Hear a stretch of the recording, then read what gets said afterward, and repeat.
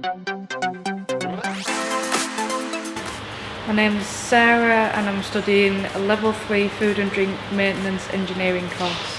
So far we've been studying electrical work, fluid power, which is quite interesting.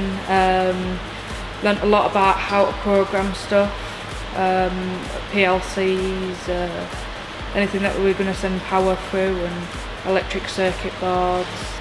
So far my favourite part will probably be the hands-on experience I've got in the factory room, having been able to use metal lathes and machinery and welding as well.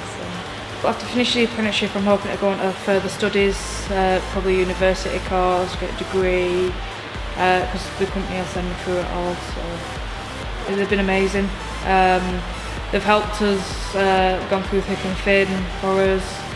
One of the tutors actually spent his time off to mark his exams, to make sure that they were done for the next time we were in college. And usually we did the exams on Friday, he had results for us by Monday.